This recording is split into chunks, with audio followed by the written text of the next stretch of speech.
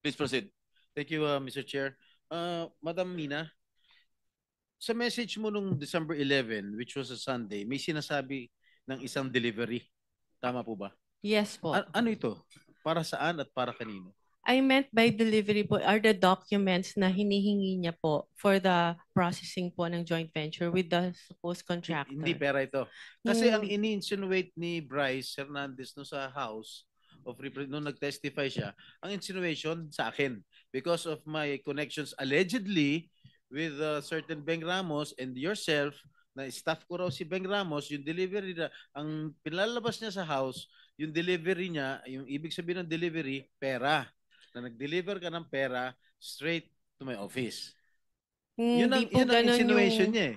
Ang agreement po is kami po kasi yung gagastos sa processing fee. No. So yun po siguro yung nire-refer niyang pera. I'm telling you that that was his insinuation when he testified in the House House of Representatives. Yes. Pero right now, you are saying na hindi mo ako kilala, hindi ka nagpunta sa aking tanggapan. Correct? Yes, Your Honor. So lumalabas talaga na wala akong kinalaman kung ano man ang transaksyon niyo ni Bryce Hernandez. Am I correct? Yes, Your Honor. There, 1 second. 1 second. With the permission of Senator Estrada. Yes, please. So hindi mo kilala si Senator Jinggoy at hindi ka nagdala ng pera sa kanya? Hindi po. Kahit po kay Bryce, wala po akong dinalang pera. Okay. So talagang safe ka na. Please continue. Okay. Nabigyan ka ba o na-awardan ka ba ng DPWH project ni Bryce? Wala po kaming na-award na project dahil hindi nga po kami natuloy na mag-bid, Your Honor. So kasi again for the last time, pinalalabas kasi ni Bryce Hernandez ng text message ay patungkol sa akin. Okay? Very clear yan. Pero mismo ang taong kausap sa text ay nagpapatunay na kayo na wala naman akong kinalaman dyan. Can Wala you please po. confirm? Your Honor, ang usapan pa lang po namin is magkakaroon pa lang po ng joint venture para po mag-qualify po kami. And for that, sa ganyang pagkakataon po kasi, meron pa pong invitation to bid and hindi ko pa rin po alam kung ano yung project specifically dahil nga po over the phone lang kami nagkakausap. That's why I want to send a staff para po mas malaman mabuti ano ba yung project na sasalihan po namin na for the joint venture agreement. Before you proceed, Senator Jinggoy, the committee welcomes DOJ Secretary Crispin Boying Remulla to the Senate. Thank you. Thank you. So, tapos na ako sa iyo, Madam Mina. Tiga Sambales Nice ka pala? to meet Tiga you, Sambales sir. ka? Opo. Lumaki ka Sambales? Yes po. Marunong ka magsalita? Opo. And to add po, my father is also a public servant for more than half of his life and he's known to be incorruptible. Kaya ang sakit po na madrag talaga yung pangalan. Okay. Tanda mo Manambali? Yeah po. Okay.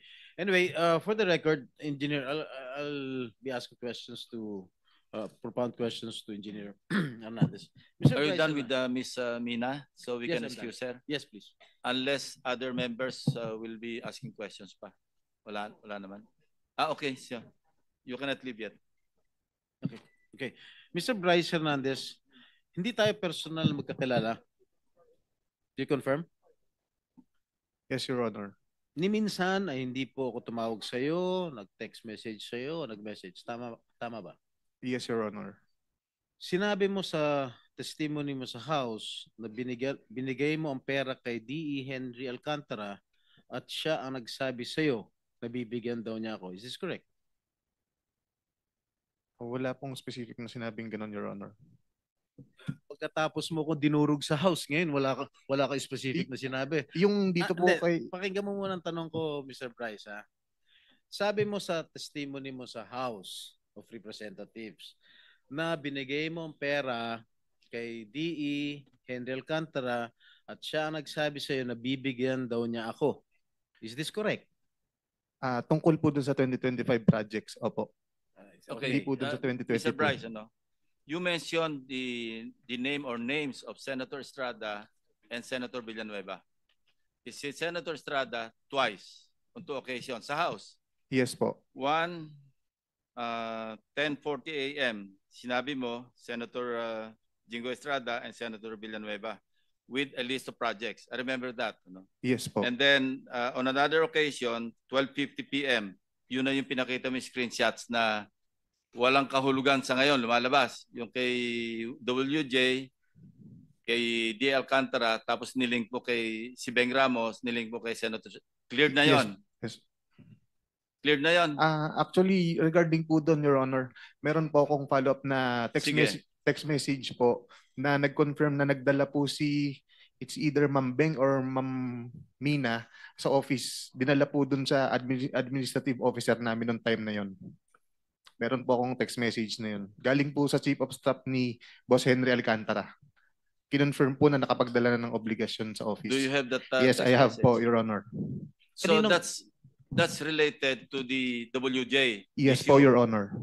Nagdala ng pera. Can you show that? Yes. Or, sige, basahin mo nga. Page. Kaninong office yun? Kaninong office? Ito po yung text message sa akin nung staff po ni Boss Henry. Sinong staff yan? Carlo Rivera po.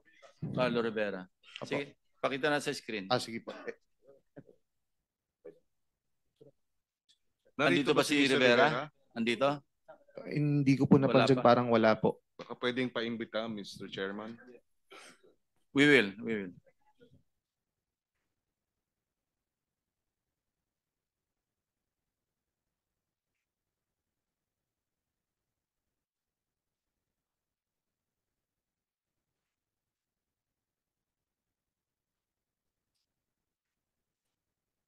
While waiting, yung isa pang pagkabanggit mo sa kanilang dalawa, yung 10:40 a.m. do sa House hearing ng September 9, di ba? September 9. Okay. Sinasabi mo, nagbaba si Senator Estrada ng 355. Yes po, Si Your Senator Honor. Villanueva nagbaba ng 600 million. Yes po, pero hindi po Okay, 2025 yun kay Senator Joel po. Hindi po. Hindi, 600 million sabi mo. Opo, pero Okay, hindi po we siya checked with the 2025. GAA. No? Yung kay Senator Villanueva, in fairness to him, hindi namin makita sa GAA yung mga enumeration mo o yung enumerated list of projects. As para Senator Jinggoy, nakita namin talaga yung 7 items kasi item for item, chinek namin, nagtugma doon sa sinabi mo. But in fairness to Senator Villanueva, unless you modify the list that you enumerated at tumama doon sa aming chinecheck, then we will also hold him into account. But as of now, we cannot. That's why I did not mention him. Yung 600 mo, mali Mali yung description mo. At wala kami makita. But I want to be truthful, As para Senator Jinggoy, nakita namin yung 355. Now, ibang usapan yon doon sa sinasabi mong 30%. The burden of proof is on you. Kasi sinabi mo, merong 30% si Senator Jinggoy. Yes po. Oh, how will you prove that? Si Boss Henry po actually, babasahin ko na po. Okay na ba yung screenshot niya? Oh, sige. Pakilabas mo muna yung screenshot.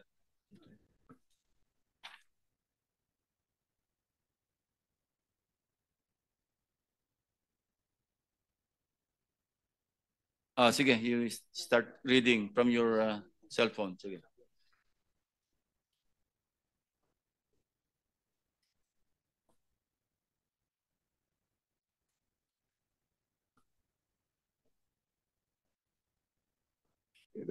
Good day, may bidding ba tayo?